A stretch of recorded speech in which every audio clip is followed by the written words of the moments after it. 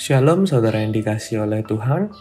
Renungan kita pagi hari ini berjudul Dampak Berpaut pada Tuhan. Terambil dalam 2 Raja-Raja pasalnya yang ke-18, ayatnya yang ke-5 sampai ke-8. Dikatakan bahwa ia percaya kepada Tuhan, Allah Israel, dan di antara semua raja-raja Yehuda, baik yang sesudah dia maupun yang sebelumnya, tidak ada lagi yang sama seperti dia. Ia berpaut kepada Tuhan, tidak menyimpang daripada mengikuti Dia, dan ia berpegang pada perintah-perintah Tuhan yang telah diperintahkannya kepada Musa. Maka Tuhan menyertai dia, kemanapun juga ia pergi berperang, ia beruntung. Ia memberontak kepada Raja Asyur dan tidak lagi takluk kepadanya.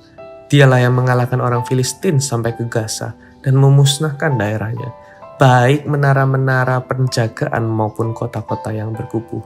Saudara, ini adalah cerita tentang salah satu raja Yehuda yang bernama Hizkia. Dikatakan bahwa dia percaya kepada Tuhan, bahkan juga berpaut kepada Tuhan.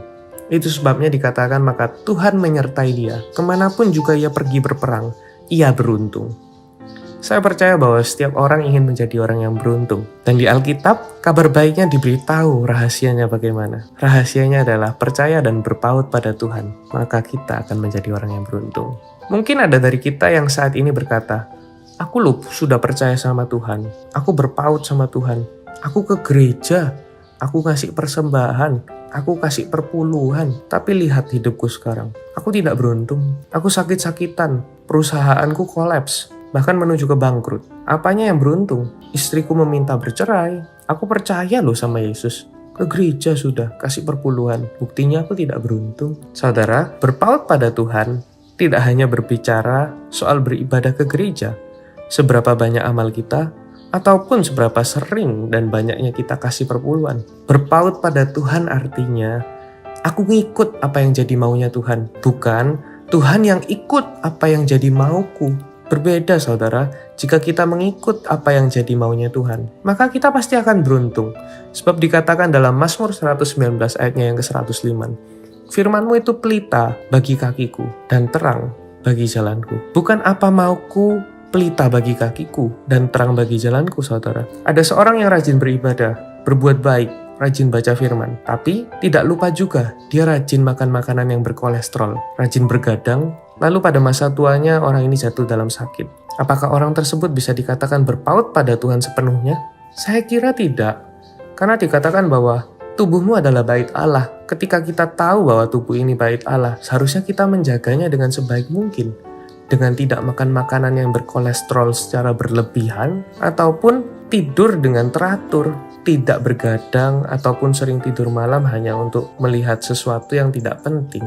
Ada contoh yang lain, ada seorang yang pandai bekerja, rajin beribadah, pelayanan, tapi tidak pandai dalam mengatur keinginan dagingnya. Uangnya dihambur-hamburkan untuk hal-hal yang tidak perlu atau belum waktunya. Lalu tidak lama kerjaan terkena pandemi, jadi lesu dan akhirnya tidak punya tabungan juga karena sering mengeluarkannya untuk foya-foya. Saya bisa bilang orang tersebut bukan orang yang berpaut kepada Tuhan.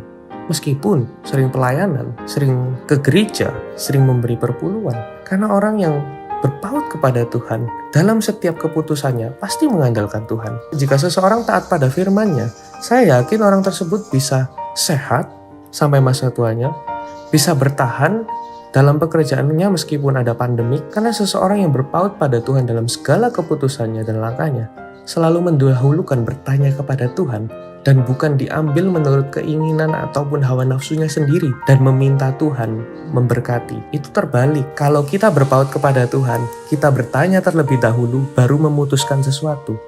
Tapi orang yang tidak berpaut kepada Tuhan, dia melakukan terlebih dahulu dan meminta Tuhan untuk menyertai. Jadi, pertanyaannya, apakah keberuntungan bisa disengaja dan dibuat? Ya, jika kita mau cari tahu dulu apa yang menjadi kehendak Tuhan di hidup kita. Dan itu artinya baru kita menjadi orang yang berpaut kepada Dia. Tuhan Yesus memberkati.